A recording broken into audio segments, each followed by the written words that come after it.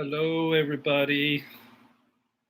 This is Mark Smith, and I'm coming at you from Myrtle Beach. And this is Family Tree Life Coaching. Sorry for the late starting time this evening, but we're starting a little later. I'm going to let some people show up before I go to talking too much. Is there anybody out there? There's 5, 6.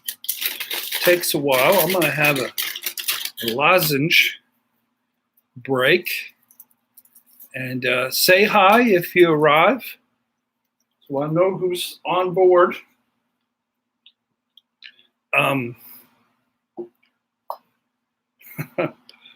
I got me a green background like Jerry has, but I can't sit close enough to it to where it covers the whole wall. Sarah's here. Sharon's here. She likes my new screen. Nice. I told y'all I had a new screen coming like Jerry. You know that song about Michael Jordan, I want to be like Mike? Well, I want to be like Jerry. So Annie's here, Steve Blevins, good evening, good evening. We're up to 11. Yeah, I had a chance to come to Myrtle Beach, and the weather has been really nice. Kathleen is here.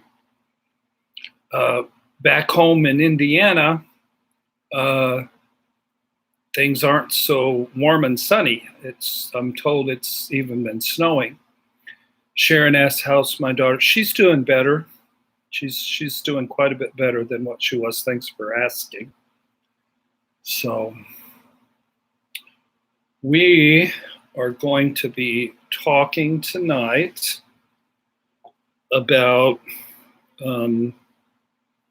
being empowered by your adult self when everything is going wrong. How many people, raise your hand, have ever had everything go wrong? It happens to me every once in a while. Hi, Betty. Does everything go wrong for y'all every now and again?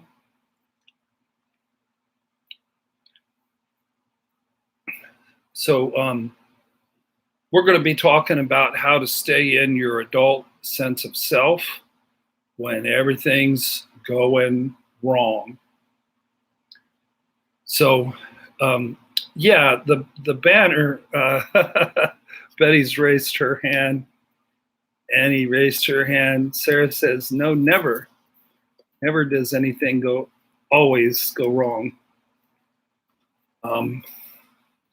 I don't know how I can keep moving downward here. Oh, it worked itself out.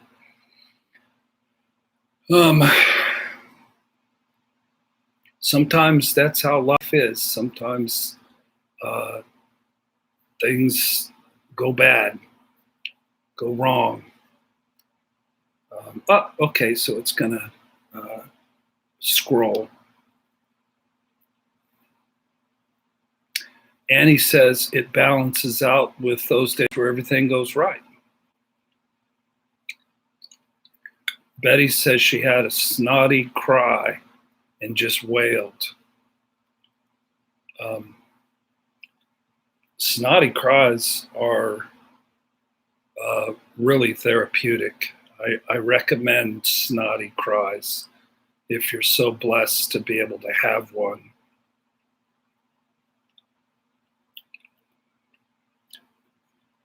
But this banner, you notice the tree, the logo, is half barren and half flourishing. And what that is supposed to represent is, the first part is pain, lack, narcissistic abuse, complex PTSD, not thriving. The second half is, once you get in some solid recovery, it's flourishing and learning how to really thrive. And I'm shifting in my career away from being a local Indianapolis marriage counselor to being more of a life coach. By watching Jerry, I found that you can actually impact more people that way. And he says she likes it. Kathleen says it's cool. So the counseling business is one of those businesses that has actually benefited from COVID-19. My son is an executive with DoorDash, and boy, I tell you, they've really thrived through COVID-19. I don't know what other businesses, I know off the top of my head, I know some have, but therapy online is thriving. And I've been very grateful to be in an opportunity to where the business has actually been probably 20% increased. There's so many people who've lost their job. And so it's just wonderful to be able to help people and to not have to leave the home and to have a really cool banner in the back. So I didn't have my computer, but on the beach the other day, last night, when I wrote out my notes, so I wrote them on my phone, and I wouldn't have had a printer anyway. So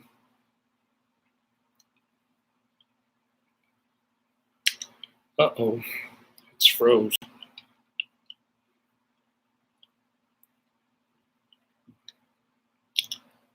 Okay, we're unfroze. So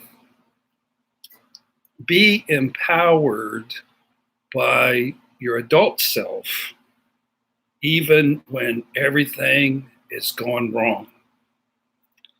You know, people who've been through narcissistic abuse and who have complex PTSD, you know, we can sometimes spend quite a bit of time in our little bitty tiny selves. I've got a character in me who he's sort of an infant. In fact, he's more of an infant than even a child. And then I've got a part of me that's like a little boy. And when I cry and talk, my voice changes, and he sounds like a little boy. So what I've been working on lately, with strong encouragement from my wife, is growing up for a change and not being so infantile. And my wife found out I was working on that, and she was like, I'm all for it. That sounds like a winner to me. Because she got tired of having a hubby who was somewhere between an infant and a little boy. But do y'all know what I'm talking about? That when you go through narcissistic abuse and when you go through the experience of having complex PTSD, that we're easily triggered, that we are fragile. Sometimes we're fragile. If I don't get enough sleep, a week ago Monday, I think I got here on Sunday, and Monday that night I only had 3.5 hours of sleep, and I was Mr. Fussy Britches at dinner, because mainly I was working on 3.5 hours of sleep. Giselle, I don't know if I'm saying that right. When trauma happens, it screws with your inner child. Ain't that the truth? Ain't that the truth? When trauma happens, sometimes it freezes us in our inner child. So now I want you to understand, I'm not sharing all these things that went wrong this week to try to get your sympathy. I'm not sharing these things so that I get a bunch of comments. Hey, poor Mark. God bless him. We're hang in there, dude. I'm trying to teach you something. I'm not looking to get any poor marks, okay? Jasmine says, let's give thumbs up. Okay, I'm all for that. Sarah says she gets grumpy too. What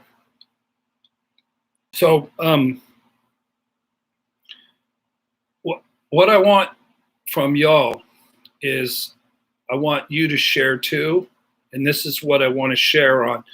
I'm going to share 3 things. Let me hold that down. There's 3 things. I'm going to share things that went wrong. Then I'm going to share when my little kid came out and was reactive. And then I'm going to share an example of when my adult self showed his self, and what that looked like when I was able to self-source and be an adult instead of being a reactive little kid. So this is what I'm asking here is, if you want to chip in after I'm done, talk about an experience where something went wrong, and you can either share when your little kid came out or when you handled it like an adult, or both, however you want to share it. I'm going to share 10 examples of me acting like a little kid, and I'm going to share 10 examples of me acting like a grown-up when things went wrong. Kathleen says, I need what I need, what I need. Taken from What About Bob movie. That was a funny movie. Okay, so here's, for me, this week I was coming to the beach. I was getting to see my wife, which I was excited about. I was getting out of that condo in Indianapolis where all I saw was Mr. Pauly. Mr. Pauly's a handsome young dog. He's actually a handsome old dog. But I was excited about getting out and seeing more human beings than just a dog who pees on the rug, and getting in some sunshine and sitting on the beach. And I was really ready for that. I was excited about it. So I thought, can't go wrong. But here's 10 things that can go wrong. First of all, there's this global pandemic. Let us not forget that is costing hundreds of thousands of lives across the world, that has damaged our economy, that has caused so many people to lose their jobs, or temporarily lose some income. And you know what it's done? It's changed everything, to where all week long, even still after all this time, I've had the hardest time buying a roll of toilet paper, Down here in South Carolina, they're loosening up some things. The restaurants have opened. You can't sit real close to another table, but the restaurants are now open in South Carolina. I don't think it's that way in Indiana. So none of us have been through something like this before. That's so big, that's impacting the entire globe, that has killed so many people, has made so many people sick, and it's dominating the planet. So I don't mean to minimize that when I go into my little bitty frustrations, but I'll just share what happened. The first day I was there, I like to sit in the ocean with my feet in the ocean.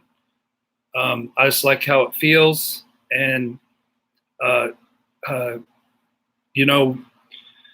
unfortunately, cell phones these days are supposed to be able to be in water and not drowned.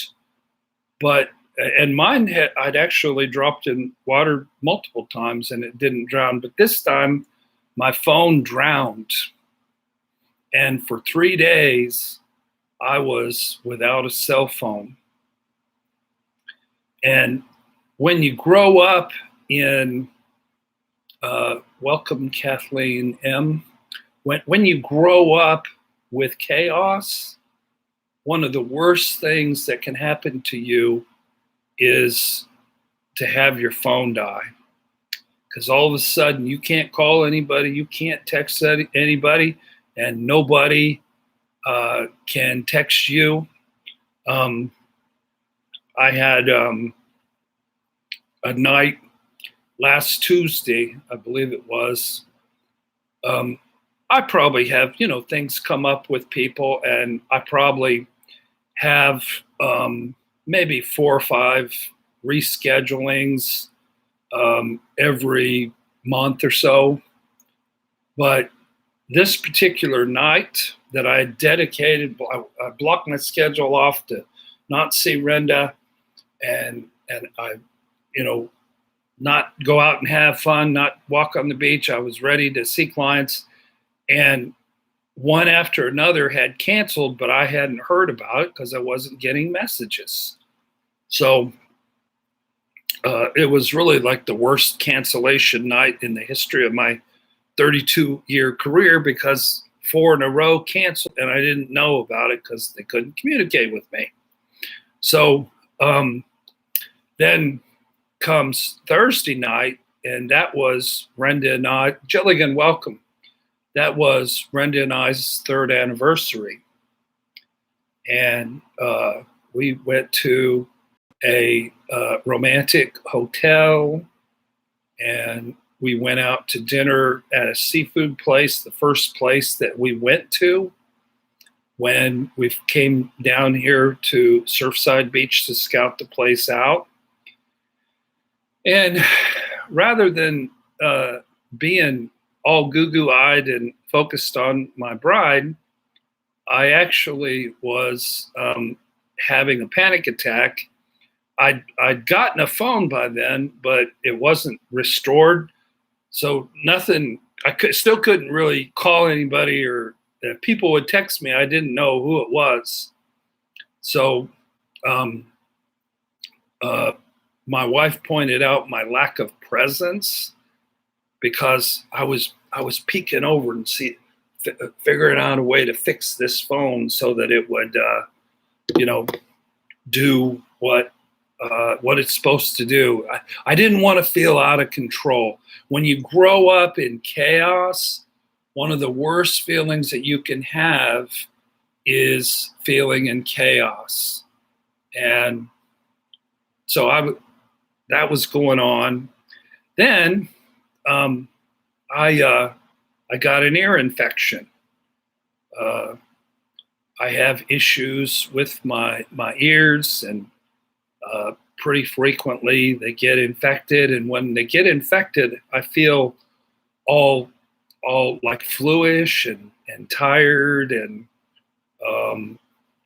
just, like I just want to lay in bed and do nothing. So that was going on. And then I went out looking for a med check, a medical clinic where somebody could give me some prescriptions so that I could get my ear better, my left ear, because it was really hurting and it was making me feel bad. Giselle says, order is better than chaos. Ain't that the truth? But none of us really have control. I believe that we've all learned that we have very little control. We thought we had control, but something from outside of our country that started in China can whip around the world and take your control away to where you can't go to work and you have to wear a mask when you go in the grocery store. Soren, welcome. Did you say you passed nursing too? Congratulations. Giselle said she's learned to let go of the need for control, and she's happier for it.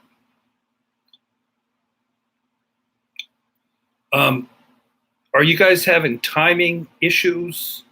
My voice isn't connected to my talk. See, we just it's not looking that way from my end, and the Wi-Fi where I'm at is pretty good. Liberty Howe, welcome to you.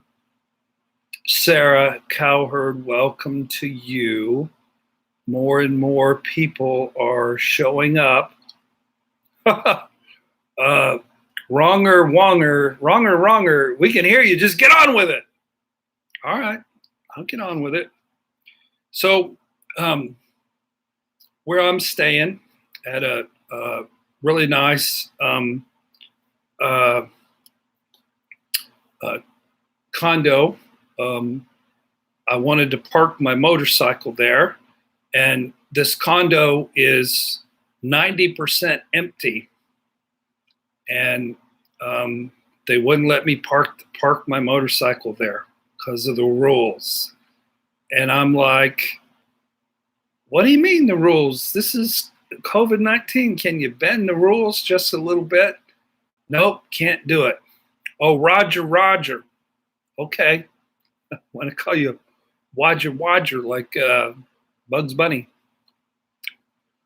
Welcome, everybody. So that was frustrating that somebody couldn't be flexible enough to bend the rule a little bit. What I've been doing is going ahead and parking in the parking garage anyway. I just park way up on the 8th floor where nobody's up there, and I hope it doesn't get towed.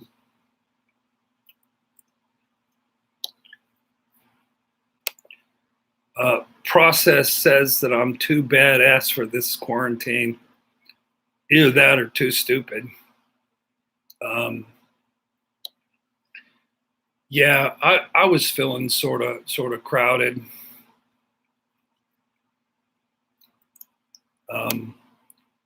With being quarantined down, and it's been really nice to be on the beach and getting the sunshine. So so another thing that's been going on is my lovely wife. How's Mr. Pauly? He's doing pretty good. Mr. Pauly is in a kennel this week, and I'm told he's doing well. I'm gonna scoop him up at the end of the week. So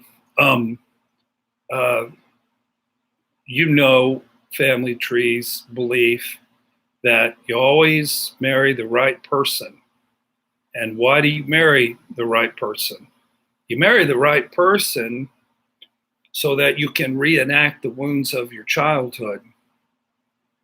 The wounds of my childhood and Renda's childhood, some of it was we didn't feel heard. Neither one of us felt heard by our parents or our siblings. So what happened, it sometimes happens in our relationship, is we spend a long bit of energy and time trying real hard to get heard. So when that happens, have you all seen the movie Mr. and Mrs. Smith? Well, this Mr. and Mrs. Smith, that's Brad Pitt and Angelina Jolie playing super spies who are trying to shoot each other and kill each other. And Renda and I don't shoot each other and try to kill each other, but it's warfare. It's verbal warfare that goes on. Have you seen War of the Roses? It isn't that bad either, but try as we may to stay in our adult selves, sometimes there's verbal fisticuffs. So another thing that went wrong for me, I'm usually pretty good about not being codependent, but every once in a while I act codependently. One of my definitions of codependency is you're in the wrong place at the wrong time with the wrong people for the wrong reason. That's what I mean by codependent. So one evening this week, I was feeling sort of puny. My grandmother would say, feeling puny. And when I was feeling puny, I really wanted just to lay down and get some rest. But Brenda wanted to hang out, so we hung out, but I really shouldn't have. So when you commit to something and you don't have the energy for it because you're trying to please somebody, that's codependency. So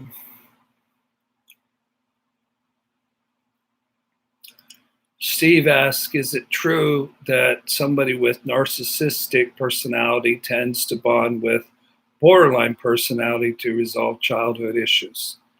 Yeah, that's been discussed at length, and there's several books on that topic. That is something that tends to happen. So anyway, those were things that were going wrong. I expected everything to go wrong. Oh, I didn't. I missed one. I missed two. When I was trying to get to the doctor, my phone wouldn't work, my new phone, and I couldn't navigate. And I was trying to find one of those temporary, medical places where I could get medication for my ear, and I never did find it because I couldn't navigate with my new phone until I just passed one.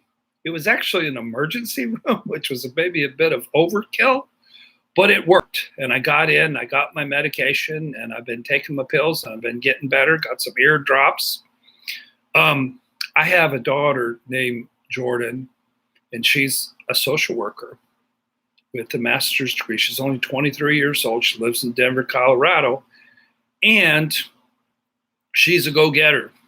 And she's on my phone plan. And when I went and got my phone, what happened was they cut off the service of everybody on my plan, my assistant and my two daughters.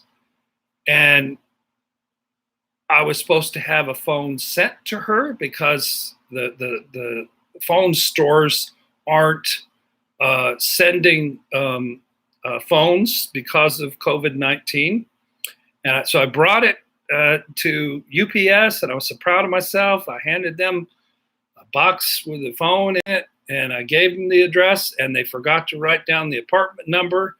And it turns out that phone was supposed to be my other daughter's phone, and it's my poor daughter has been driven insane by how much time she's had to work on it. And I've gotten several during the show tonight. I've got a nasty message from her, just really upset about how much time that she's had to put into this.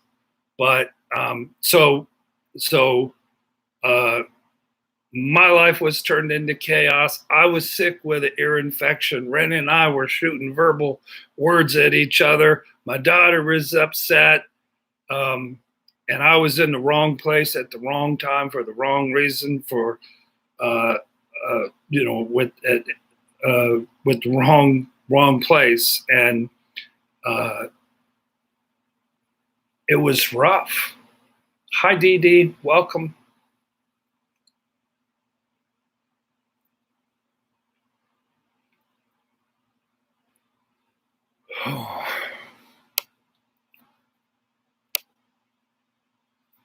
I don't have anybody with a wrench tonight. Okay. So those are things that went wrong. And so now I'm going to tell on myself. And I'm going to talk about how my little kid, Dee Dee, I didn't want anybody to say that. Sorry, things aren't bad. Things are good. I'm at the beach. It's all good. I'm just trying to teach y'all something. That when things go bad, you can operate out of your little kid self, or you can operate out of your parent self. It's up to you. You have a choice. So when all these things were going on and I felt puny and my ear hurt and my phone didn't work, welcome, Julie. Julie's new here. Welcome to the show. One thing I did, and I had shared, I think maybe the last show or in another video, that I was back on my keto diet, and I was losing weight, I was kicking butt and taking names.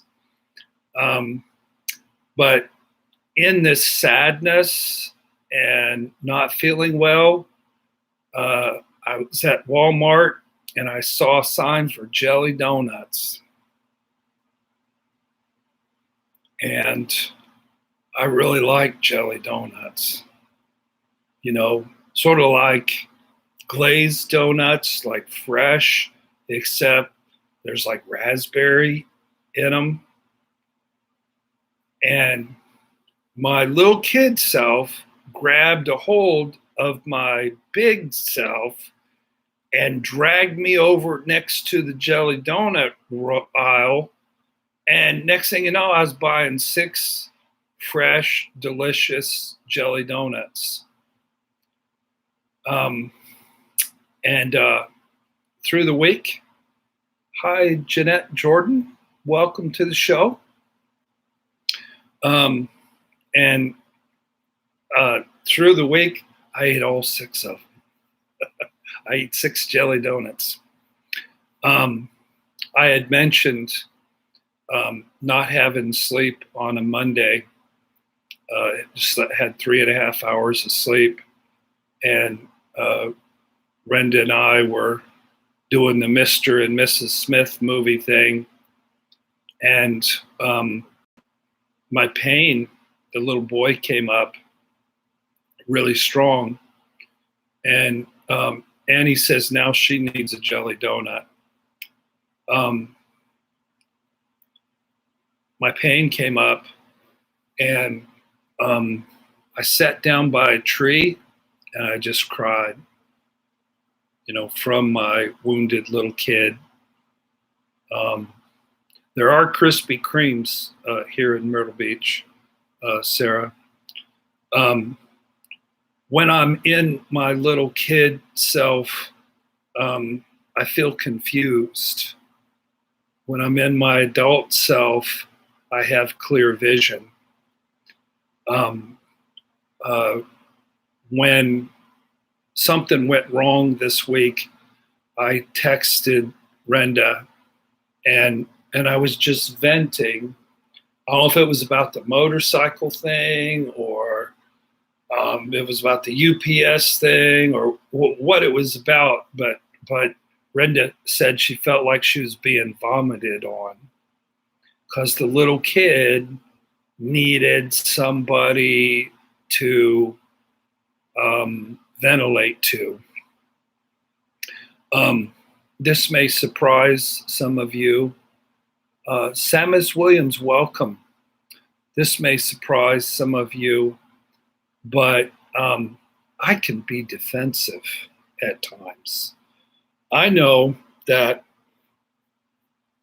none of you have defensiveness, but sometimes when usually my wife says something that's even in the neighborhood of being critical, sometimes she might be critiquing me this much, and I hear it this much, and then I react this much, which doesn't enhance the conversation. Sarah says it was a full moon last week. I don't think my problem was the full moon. My problem is I'm a big baby. Dee Dee says, don't feel bad, Mark. I went to walk the dog while he yanked the chain. I lost my balance and I fell in the middle of the street. I was so embarrassed when people came running to help. That is funny. So sometimes my little kid has a desperate need to be heard usually in my relationship. And I just got done working with a couple, and about 90% of their conflict that they had really been stewing in all week is both of them had a desperate need to be heard. When you're in your adult self, you can step back and listen. And you don't have to interrupt, and you don't have to raise your voice, and you don't have to yell. You can just listen and be there for the other person and take time nurturing the other person instead of advocating for yourself to be heard. If you have a desperate need to be heard, guess what? You're probably not going to be heard. But if you'll listen, Stephen Covey said this a long time ago. He said, if you want to be understood, then first seek to understand.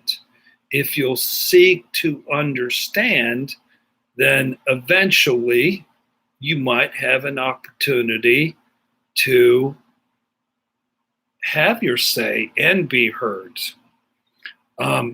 This also might surprise people, but when I'm reactive, I sometimes interrupt. As a therapist, I don't allow it. There was a guy who interrupted tonight, and I said, whoa, whoa, whoa, whoa, whoa, whoa, whoa, whoa. You interrupted. Stop interrupting. But when you're at home, you don't really have the opportunity to have somebody be a referee. and sometimes you can get away with interrupting, and then if you start interrupting, then the other person starts interrupting, and then you got a mess on your hands. So sometimes, and I know none of y'all do this. None of y'all do this. Denise says, oh my, that's a sad thing, Denise, to hear.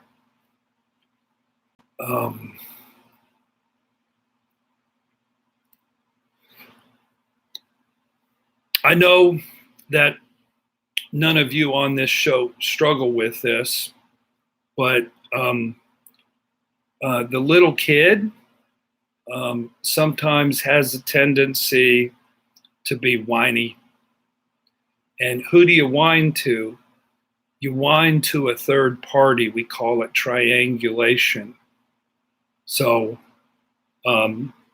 if you feel like you've stubbed your toe and you got a boo-boo, emotionally, what people try to do is ventilate to whoever will listen, especially if they'll agree with you and say, that other person sort of sucks, you're sort of awesome, it isn't fair what they done to you, let me give you a hug. So another thing that happens with the little kid with me is I'm so overwhelmed that I don't sometimes pay attention to the fine print. That's why my daughter got the wrong phone, and she got it 4 days late, partially because the UPS store made a mistake, but partially because I didn't catch a mistake. So when you're in your adult self, you're mentally in the game. And when you're in your little kid self, you're just hoping everybody else is mentally in the game. And, they may not be. Denise asked, why do we need to vent? You don't need to vent. Venting is very unhealthy. People think venting is something that we have a right to do and is expected of your significant other. It's very unhealthy. It's very much like vomiting on another person. Jilligan says, my little kid, where'd it go? Gets very lonely and hurt often.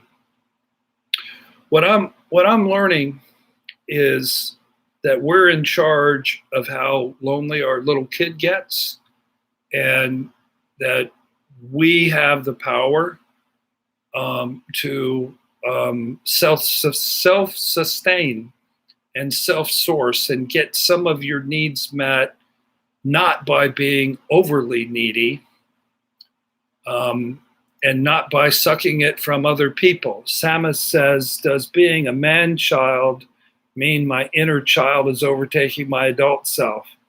Yep. If you're a man-child, it's because the little kid's running havoc and running wild.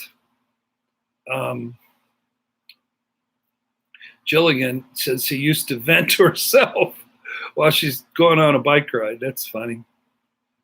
So the last thing that I suffer from when the little kid doesn't feel heard, hasn't had enough sleep,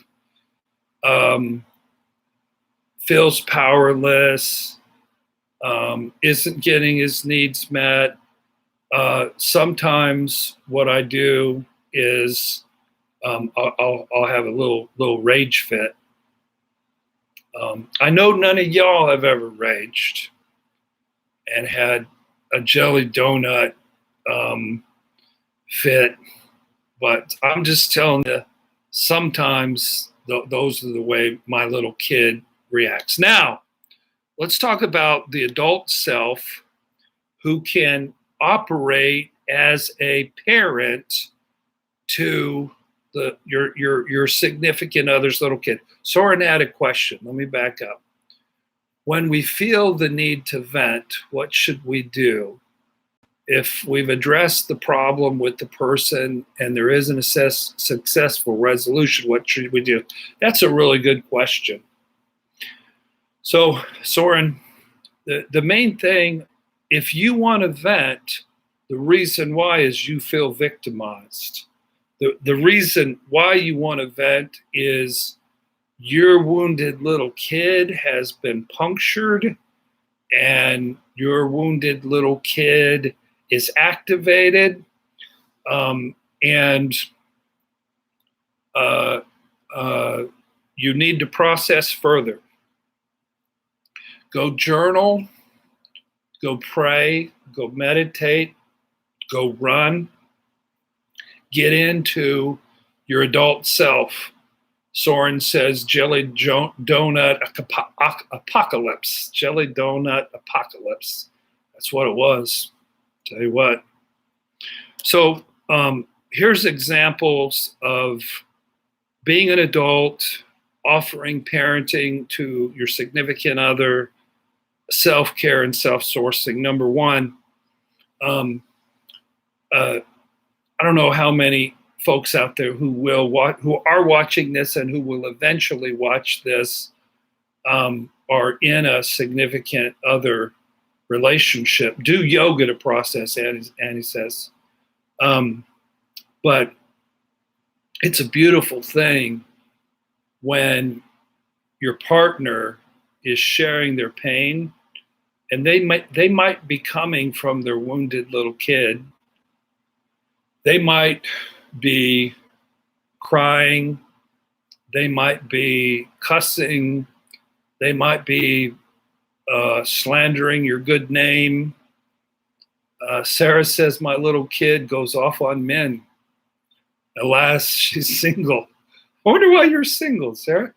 Wonder what. Maybe those are related.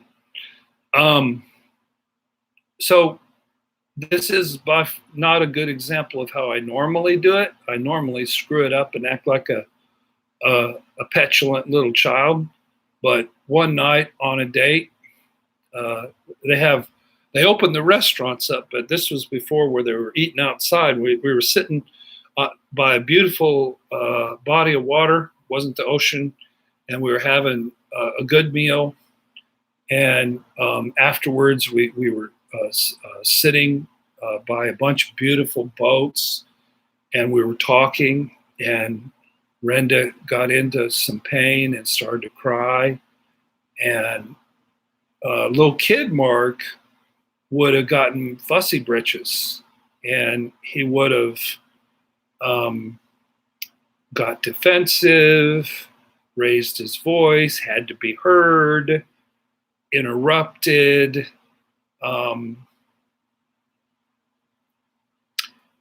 We're getting stuck on the venting thing. Let me back up. Sharon Kelly says, how is sharing about your day different than venting? Sharing about your day is way different than venting. Sharing about your day is being vulnerable. It's being intimate. Venting, you're basically holding the person you're talking to hostage. You're verbally vomiting all over them. You're not even mad at them. You're mad at the people at the UPS store who screwed up the thing. You're mad that your phone drowned. You're mad that you spent 3 hours in a Sprint store and they never got it right. So Soren says, so the need to be heard is a sign of a wounded child. Absolutely it is. And we should resist the urge to vent to others and try to deal with it on our own. Or we can get into our adult self and we can process it with a therapist or process it with our significant other. Who said that? Jilligan says, venting is bitching. Venting is bitching. Betty says that she withdraws and can't function. How the hell am I going to be able to have a good relationship? It's hard. It's hard.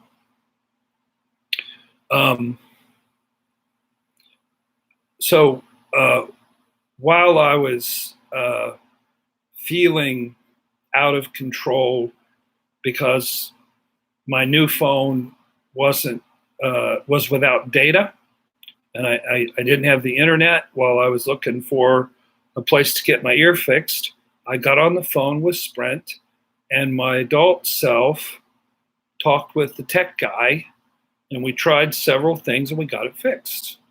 Now my phone works. So I wanted to pull over to the side of the road and have a snotty cry. I actually did call Renda at that time.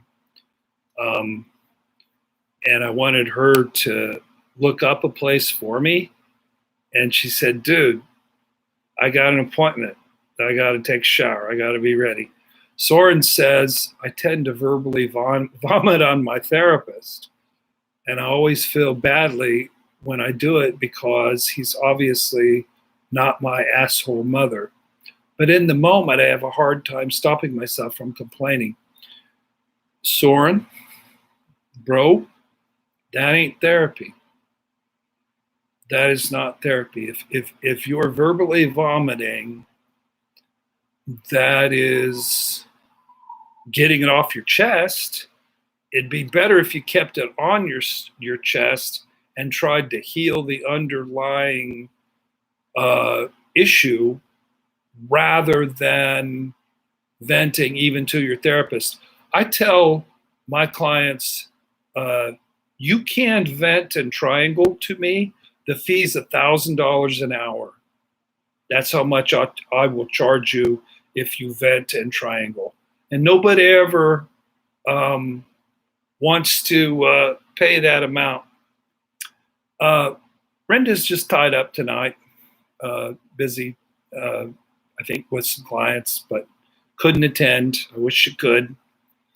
Samus says, I think my little kid self might order a pizza and wings in a minute. Sounds like something your little kid would do.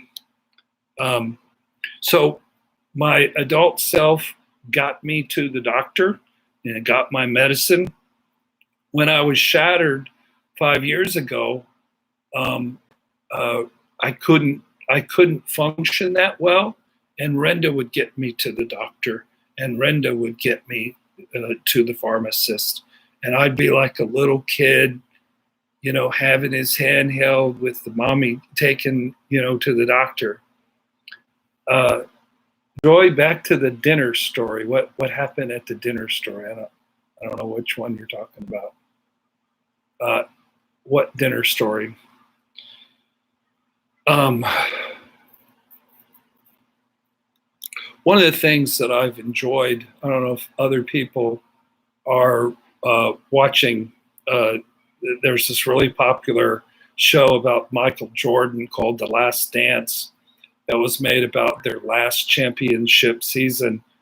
And what I've liked about it is, okay, Joy, chill. I'll get back to the dinner story. Basically, I left dinner and I went and cried. That's what happened. Okay. But what I've liked about The Last Dance is it shows people in their imperfections. It showed people having petty jealousies, having competitions, having addictions, and the anniversary dinner. Oh, I thought she was talking about the first night where I didn't have any sleep. We had a nice anniversary celebration, and I was very thankful for it. It wasn't as romantic as it could have been because I was obsessed with the phone being out of control. But that's life. And what I liked about this show, The Last Dance, is it shows people in their humanity and their messiness. when I put on my adult self, I was able to, last week, I saw 23 hours of clients. It's weird being a therapist. It's like sometimes you wake up and, you're a little kid, and sometimes you regress into being an infant, and other times you're able to be grown up and put together and really help people. And is it Jilligan's birthday? Happy birthday. Happy birthday. Another thing that's a mark of having an adult self. I need a little drink of water here.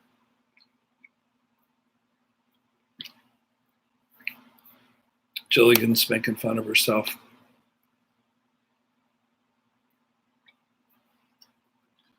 I had somebody send me some really inflammatory email messages, really maligning my character and raging. And I really didn't bother me in the slightest bit. When you're in your adult self, you're not easily hurt. You're not easily drawn into verbal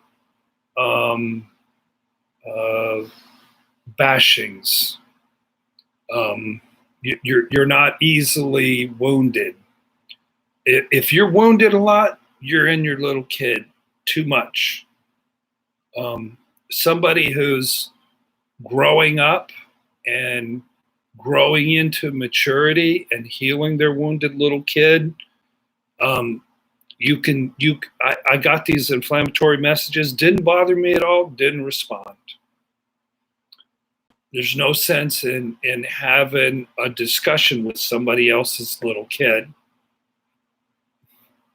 Betty says, I feel like crying right now to have support, that I'm not alone on here. The wounded, I'm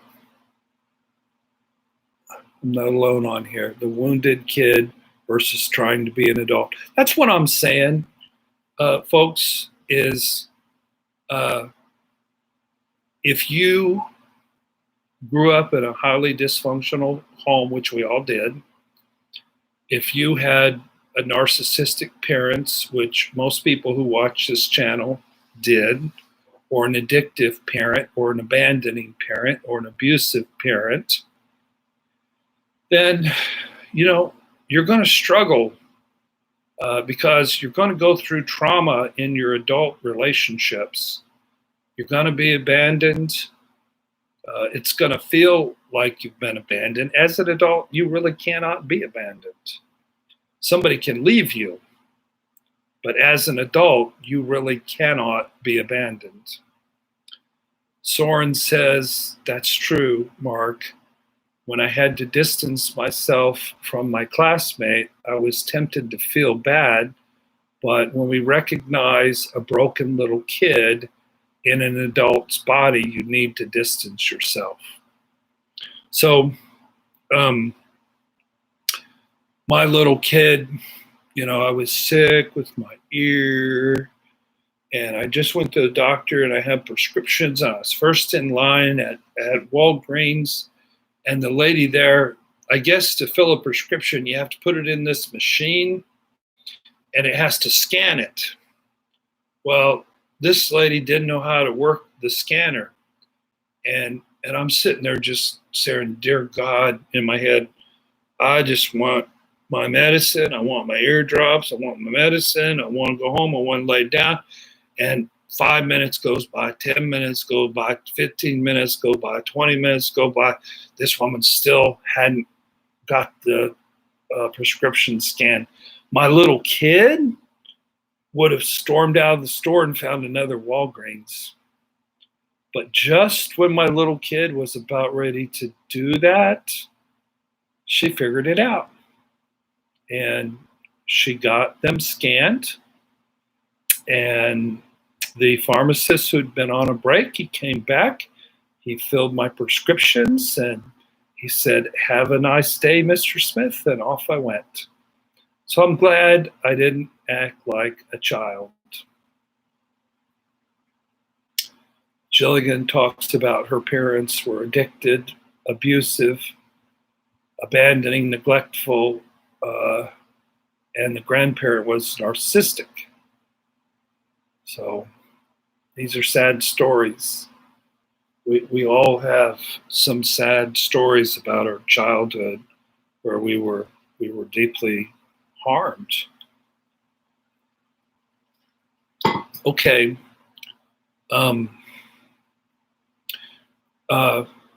Something that happens, I've been guilty of this as a therapy client. I've had a lot of therapists through the years. And sometimes I would go in, before I became more aware of this growing up yourself, I would go into a therapy session and I would just be whining. And I would cry. And it was the little kid. But then I'd go back the next week and do the same thing. And then I'd go back the next week and do the same thing. And then I went back the next week and I did the same thing. And then next thing you know, it's 2 years later and I haven't really grown up. I'm still frozen as that sad little kid.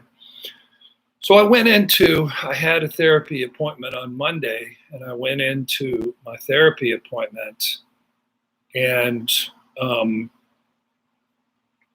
the therapist invited me to be in my adult self and take a look at some adult responsibilities, take a look at protecting my little kid. And so I came into the session, and I left the session. I'm a grown-up man. You see the difference? It's a big difference. It really is. What people who are emotionally reactive do is they pout, they quit, and they emotionally cut off. So that's what I had to share with you guys. I shared 10 things that went wrong, and then I shared 10 ways that I acted like a little kid, and then I shared 10 ways that I acted like a big kid. So, Soren, I see your question, and I'm going to get to it in just a little bit here, but I need y'all's help. Let me respond to this.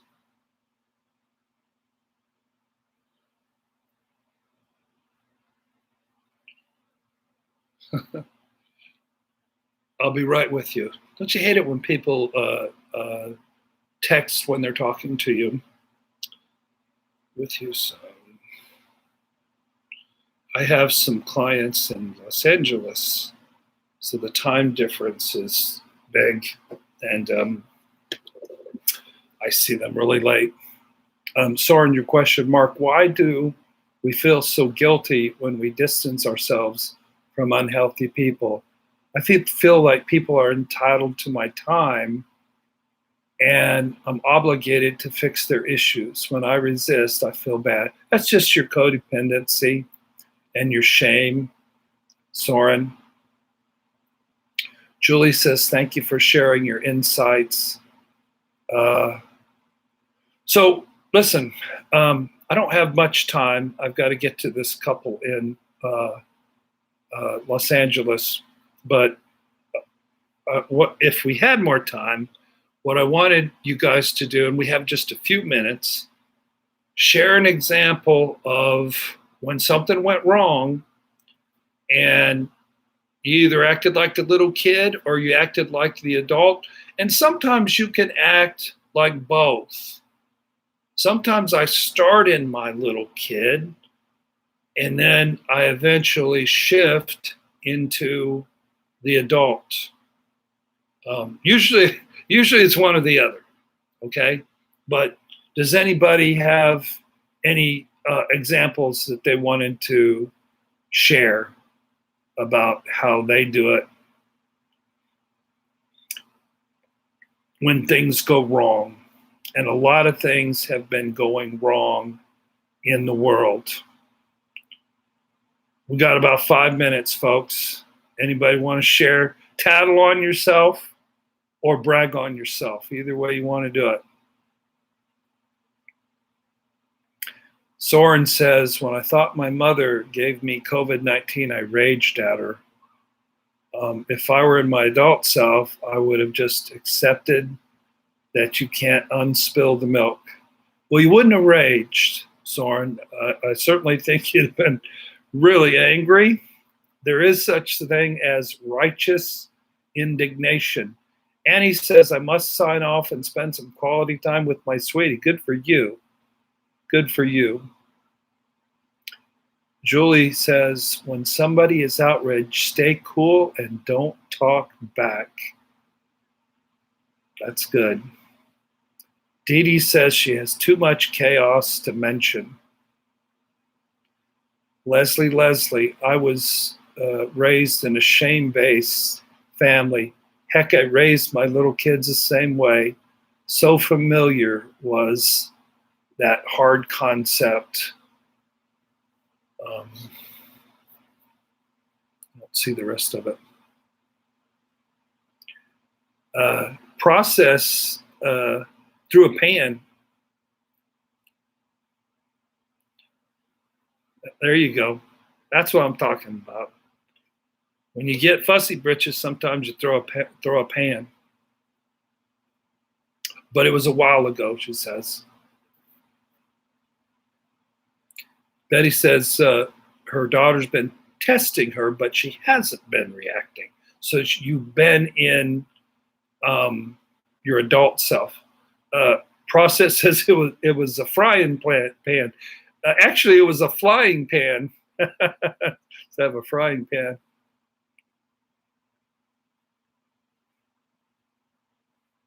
Hey, listen, I should go. I just wanted to share with you. We're living in a world where a lot of things are going wrong, even outside of COVID-19. Sometimes, you get sick or your phone drowns or you get in a fight with your sweetie pie. But I just wanted to offer some human responses, some little kid responses, and also some adult responses. And that's what we're encouraging everybody to do is feel the pain, embrace the pain of narcissistic abuse, embrace the pain of having your walls broken down in marriage and in relationship, and then grow the little kid up to where you can have a healthy relationship and you're not so easily wounded and you don't have to be fussy britches so often. Dee Dee says, look up, God is with us. Amen. All right, everybody. Kathleen says, then I looked at the facts and I was in my adult mode again. The facts really help me because they're more accurate. That's right. That's right. You got it. Thank you for watching, everybody. I love you all. Stay safe. We'll see you next time.